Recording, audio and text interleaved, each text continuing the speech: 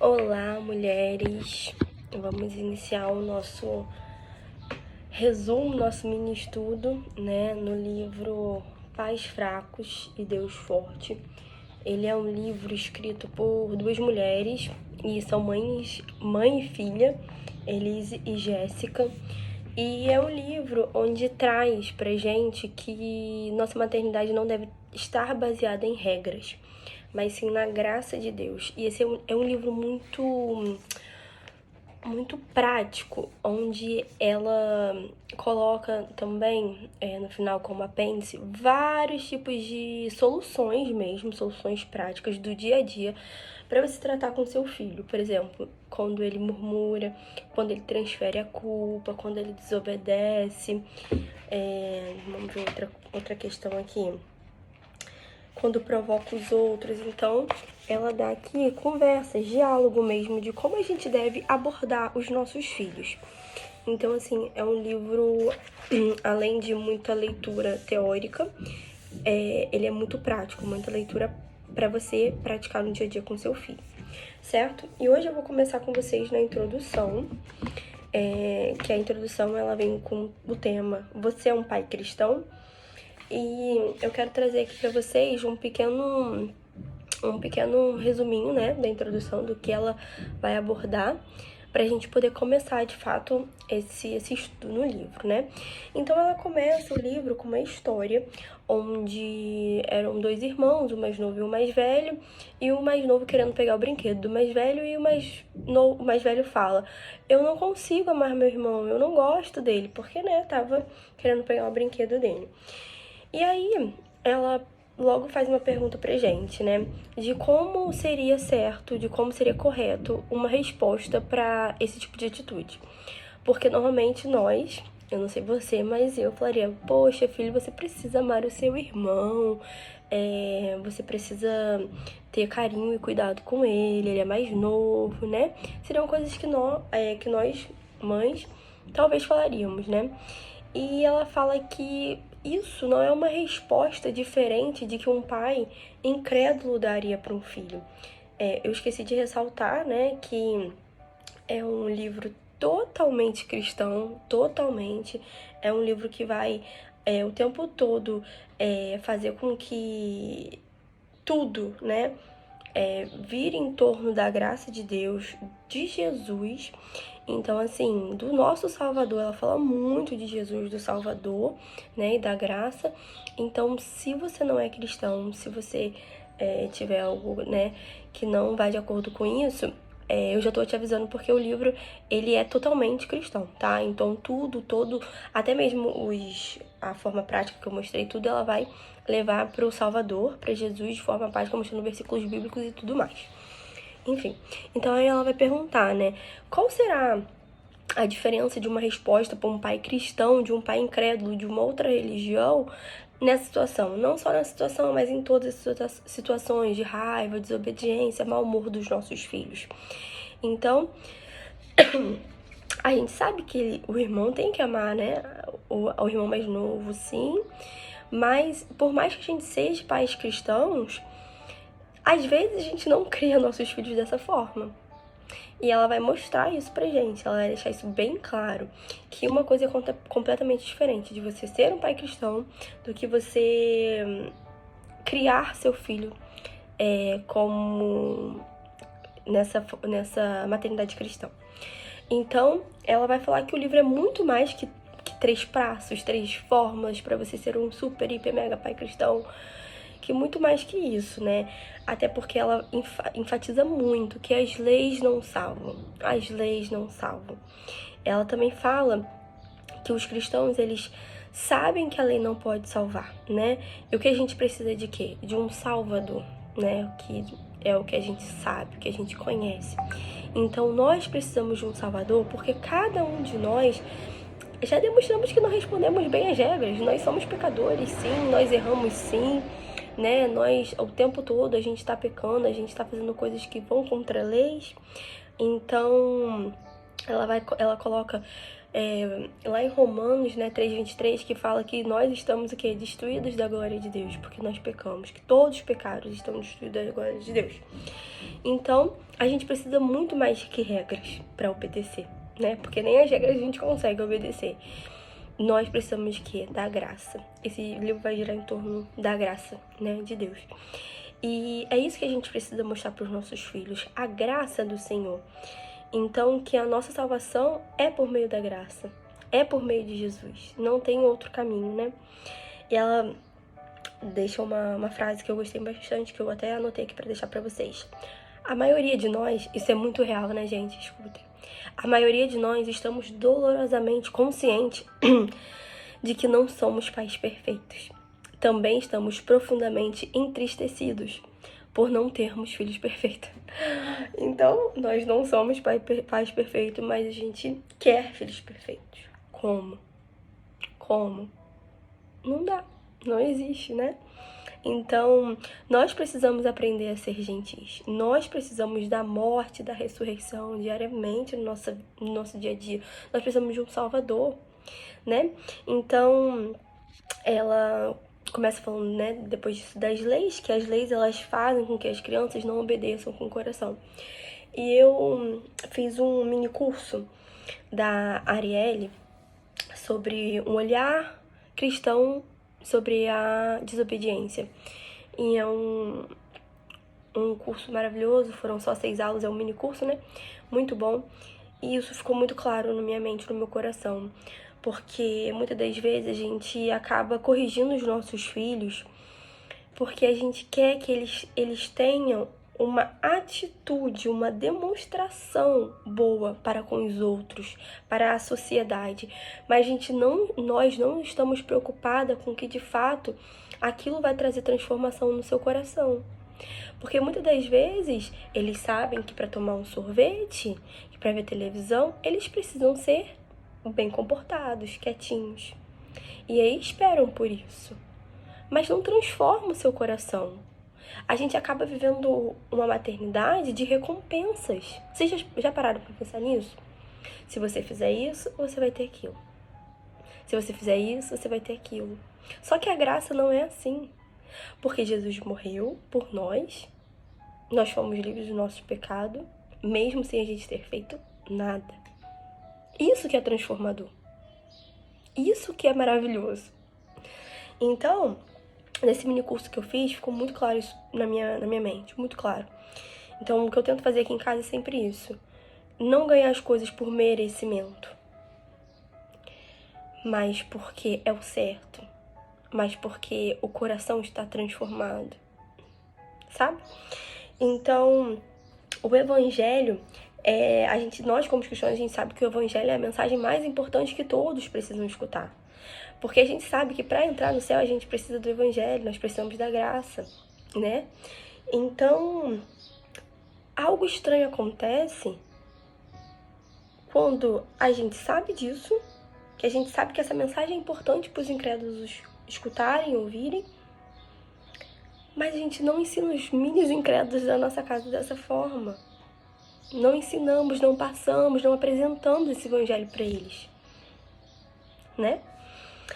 Então a gente esquece do perigo que é a gente confiar na nossa própria justiça, na nossa própria força. E a gente ensina que o cristianismo tem a ver com o nosso comportamento, o que eu acabei de falar.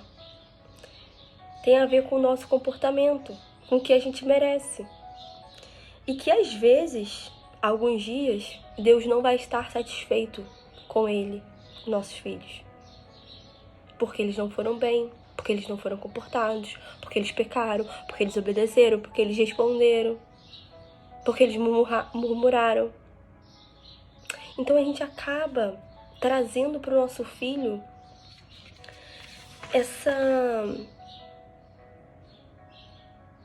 esse ensino moralista, que ela fala muito sobre isso também, né? E ela traz um dado pra gente no livro que 88 a 60% de todos os estudos que fizeram os filhos na sua adolescência, eles se rebeliam, ficam rebeldes. E muitos mudam de religião. E os pais e as igrejas estão passando para essas crianças uma fé líquida. Não estão passando uma fé sólida. Um comprometimento real. Um entendimento verdadeiro. Uma transformação de coração. E por que isso está acontecendo? Ela vai trazer alguns pontos. Por que isso está acontecendo? O que acontece com o comprometimento da fé dos nossos filhos que não encontra raiz na vida deles? Fica só na superfície. E aí ela vai trazer. Primeiro, eles nunca ouviram de fato o Evangelho. Isso é uma das causas. Nunca ouviram de fato o Evangelho. Como a gente está falando desde o começo. É só a base do comportamento, do merecimento. O que não é Evangelho, né? 2, nunca tiveram fé. Porque os pais, eu sempre falo isso, os pais nunca apresentaram, nunca mostraram um caminho de uma experiência de fé. Gente, experiências de fé é algo que fica marcado no nosso coração. É algo que fica marcado na nossa mente. Eu tava vendo esses dias um vídeo da pastora Viviane Martinello na igreja dela, na igreja Aba, onde ela falava, né, mostrava ali o menininho chorando muito, ministrando na vida de várias pessoas que tinham orado muito para que Deus desse uma irmã para ele. E alguns tempos depois, alguns dias depois, Deus deu um irmão para ele. A mãe dele estava grávida. Isso é uma experiência de fé que a gente não passa para os nossos filhos. Sabe uma coisa comum e prática que eu faço muito aqui em casa? Filho, vamos sair agora. A gente precisa orar para Deus dar uma vaga pra gente. Vamos orar? E a gente ora, pedindo uma vaga para Deus. Incrível? Mente, sempre tem uma vaga. Né? E se não tiver também, tudo bem, porque a gente nós temos que ensinar para os filhos que não somos filhos mimados, né? Mas experiências de fé, criar experiências de fé dentro de casa com os seus filhos. Outro ponto é que eles foram ensinados que Deus quer que eles sejam bons, que eles só vão receber algo se eles forem bons. Então, como que a gente vai viver uma vida onde futuramente, né, na adolescência, sendo que a gente erra pra caramba, né, que a gente tá descobrindo de fato as coisas, o mundo, onde a gente vive uma vida muito, muito errante. Eles não são bons, e eles sabem disso nessa fase, né? Então, esse é um outro ponto. O quarto ponto é que Jesus fica triste quando eles desobedecem. Né? Novamente ali relacionado com o que eu acabei de falar. Então, se eu não fui boa, se eu não fui bom, eu estou decepcionando Jesus. Eu estou fazendo Jesus ficar triste, amargurado, chorando por minha causa, por minhas atitudes. Outro ponto, pedir a Jesus para entrar no coração que pedir para Jesus entrar no coração é toda a dimensão da mensagem do Evangelho. Eu fazia muito isso com José aqui em casa. Tá errado? Não. Nós podemos e devemos orar para que os nossos filhos orem, para que Jesus entre no teu coração. Isso é ótimo. Só que isso não pode ser a dimensão de todo o Evangelho. A gente não pode globalizar todo o Evangelho apenas nessa simples mensagem. Conseguem entender? Então, há uma deficiência, a gente já sabe. Preocupante, ela fala, preocupante na compreensão da fé dos jovens. Até mesmo, gente, nas compreensões mais básicas do cristianismo. Perguntas básicas. O que é a fé? O que é o pecado? Muitas das vezes a gente mesmo não sabe responder de forma correta. Eu já quero até deixar uma dica aqui. Se você segue aí, né, minha rotina, eu faço catecismo com José. E isso é muito bom para exatamente isso que a gente estava falando. Para compreensão de uma fé. Porque todos os dias a gente recita ali coisas básicas do cristianismo, princípios básicos. Isso é muito bom. E aí ele vai deixar, elas vão deixar uma conversa numa página que eu vou ler pra vocês, exatamente falando sobre isso, sobre que muitos deles não sabem, né, os princípios básicos do cristianismo.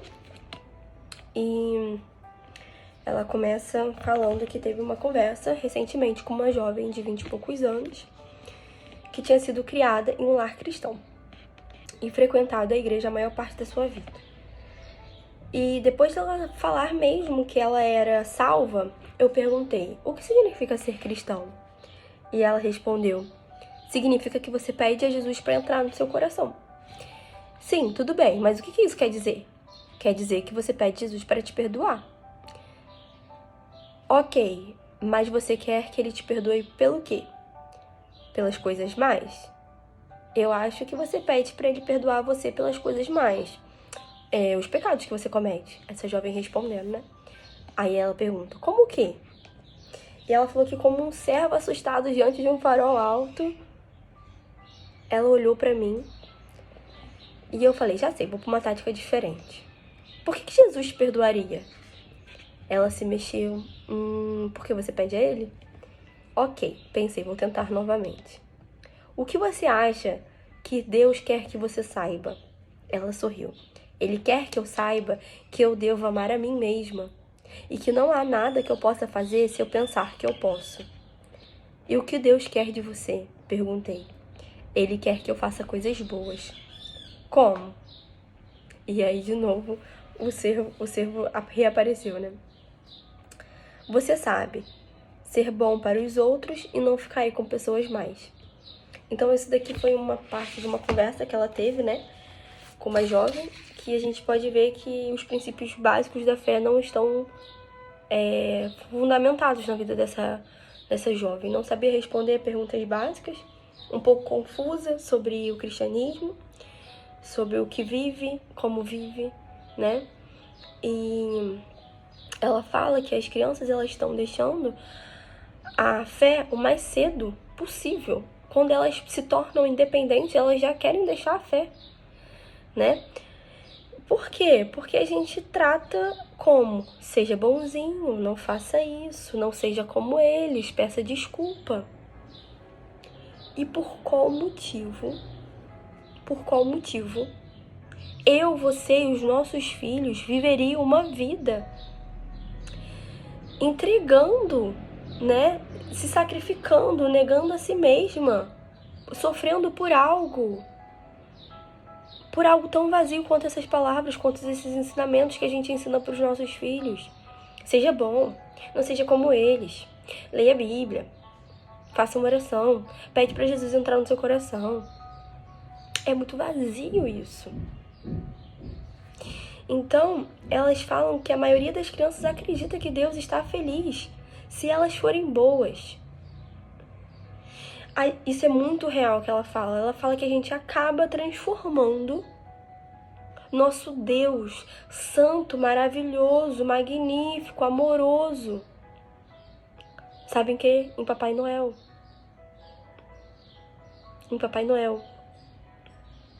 Se você for bonzinho, você vai ganhar um presente. Se você se comportar, você vai ganhar aquele presente que você pediu. E aí espera a época mais, né, esperada do ano pra ganhar esse presente. A gente não pode transformar o nosso Deus em um simples Papai Noel. Nós não podemos passar essa imagem de Deus para os nossos filhos. Ao invés de a gente transmitir as verdades gloriosas, libertadoras, transformadoras da Bíblia, do Evangelho, a gente ensina que o que Deus quer dos nossos filhos é a moralidade. Somente a moral. Não importa a transformação, não importa dentro, mas sim o comportamento. E tá errado isso, gente. Tá errado a gente mudar o Evangelho da Graça para um livro de ensinamentos morais como Fábulas de Esopo. E a gente quer que nossas crianças mostrem os frutos do Espírito: paz, amor, longanimidade, bondade, alegria, paciência, paz. mas elas estão mortas em seus deleitos e pecados. Não estão sendo transformadas pela graça em Cristo. Eles são ensinados a pedir perdão sem mesmo ter conhecido a verdadeira tristeza piedosa. Querem agradar a Deus apenas por alguma vitória moral. Hoje eu fiz isso, então Deus vai ficar feliz comigo. E a questão da tristeza piedosa é sobre você pedir, poxa filho, pede desculpas, sem ele não tá nem aí pra pedir desculpas. Se ele não entende o porquê que ele tem que pedir desculpa. Se dentro do coração dele não gerou um sentimento verdadeiro para isso. Consegue entender? Que não é sobre o comportamento, mas é sobre o coração e a sua transformação. E aí vai deixar um outro texto aqui na página 18 e 19, que diz: agora, algumas pessoas pensam que a Bíblia é um livro de regras, dizendo o que você deve ou não deve fazer. A Bíblia certamente tem regras, a gente sabe disso. Elas mostram a você como viver melhor. Mas a Bíblia não é principalmente sobre você e o que você deveria estar fazendo. Trata-se de Deus e o que Ele fez. Outras pessoas pensam que a Bíblia é um livro de heróis, mostrando as pessoas que você deveria imitar. A Bíblia realmente tem alguns heróis nela, mas a maioria das pessoas na Bíblia não é herói de maneira alguma. Elas cometeram grandes erros, às vezes de propósito. Elas ficam com medo e fogem. Às vezes elas são completamente cruéis. Não, a Bíblia não é um livro de regra, um livro de heróis. A Bíblia é, acima de tudo, uma história de aventuras sobre um jovem herói que vem de uma terra distante para reconquistar o tesouro perdido. É uma história de amor sobre um corajoso príncipe que deixa seu palácio, o seu trono, tudo para resgatar quem ele ama. É como o mais maravilhoso dos contos de fada que se tornou verdade, se tornou realidade, né, na vida real. Então é isso, gente. Eu não preciso falar mais nada sobre esse textinho que ela deixou, né? É perfeito. Realmente a Bíblia não é um livro de regras, não é um livro de heróis. É uma história. Uma história linda de um príncipe que deixou o trono por amor, né? E aí ela continua falando nessa introdução sobre o que a gente precisa fazer de diferente, né? Que é apresentar, que é demonstrar a graça do Senhor na nossa maternidade para os nossos filhos, na nossa educação para com eles. Porque, sim, a graça, ela é a única destinada a permear, a transformar cada relacionamento que a gente tem, incluindo o de pais para filhos. Então, a gente, como pais, precisamos ouvir, ela fala, ouvir os batimentos de um pai amoroso e gracioso, doador da graça, que adota rebeldes, que somos nós, e transforma em filhos e filhas amorosos, que também somos nós. Ou seja, a mesma graça que a gente precisa, os nossos filhos também precisam, e precisa ver isso na gente. Pais amorosos, doadores da graça, que pega esses rebeldinhos e transforma em filhos amorosos. E ela deixou outro texto de 20, na página 20 e 21, que é sobre, voltando, né, a resposta lá do primeiro texto, falando sobre o irmão, lembra da briga com o irmão mais novo e mais velho, e ela aqui quer trazer a resposta, né? A resposta diferentemente de um pai cristão para um pai incrédulo, né? E quando ele fala isso, eu não quero amar o meu irmão, eu não consigo amar meu irmão, porque o irmão estava pegando o brinquedo da mão dele, ela deixa uma resposta prática para nós, como um texto. Exatamente, eu estou tão feliz de ouvir você dizer isso, porque me mostra que Deus está trabalhando em você. É verdade que Deus ordena que você ame seu irmão, Wesley, mas você não pode. Essa é a má notícia, Mas há outra notícia além dessa. O restante da notícia é tão emocionante. Você não pode amar o seu irmão como Deus está pedindo. Assim, você precisa de um Salvador para te ajudar. E a grande notícia realmente é que Deus já te enviou um. Seu nome é Jesus. Jesus amou você perfeitamente e amou perfeitamente seus irmãos, cumprindo a lei de amar em seu lugar. Se você acreditar nele, ele não punirá você de forma como você está punindo e batendo no seu irmão. Em vez de puni-lo, ele tomou toda a sua punição que você merece quando morreu na cruz por você. Ele sabe como você está com raiva. Ele sabe que há momentos que é odioso e egoísta com seu irmão. Mas ele amou você apesar do seu pecado. E por isso, Wesley, por causa da maneira como você foi ricamente amado, se você acreditar nele, você crescerá cada vez mais em amor pelo seu irmão. Por causa de Jesus somente. Por causa do que ele fez por você. Você pode aprender a amar e, se você acreditar, será amoroso dessa maneira com você. Mas você nunca será capaz de fazer isso por conta própria. Então, esse livro ele traz o tempo todo, né? Como eu falei, falas práticas pra gente fazer com os nossos filhos, mas sempre aponta para um Salvador. Sempre aponta para Jesus. Sempre aponta para a graça. É sempre isso, sempre. E é muito rico, né? E ela vai falar que para que Deus lhe concedesse a fé, né? Que o Salvador precisava, o amava, o perdoaria, o ajudava a amar os outros também. Foi isso que ela compartilhou com o filho, com Wesley. Então, vai ser todas as vezes que a gente vai responder nossos filhos assim, com calma, sabedoria, textão, apontando pra graça, pra salvação, pro nosso Criador, né? Pro nosso Salvador. Não. E ela fala que ela também já foi pecadora, que já foi uma mãe sem esses... Pecadora não. Essa mãe sem ensinamentos cristãos, né? Que também já foi uma mãe com respostas de qualquer pai sendo incrédulo ou cristão, sem diferença alguma. E que nem sempre eles vão escutar, que às vezes eles vão revirar os olhos, às vezes eles vão sair reclamando, às vezes eles vão virar as costas. Mas a gente precisa se lembrar que a nossa fidelidade não salvará os nossos filhos. Que a força dos nossos braços, do nosso estudo, do nosso entendimento, não salvará os nossos filhos. Que a gente precisa dar graças para eles, né? Para eles entenderem isso, como ela ensina o livro inteiro.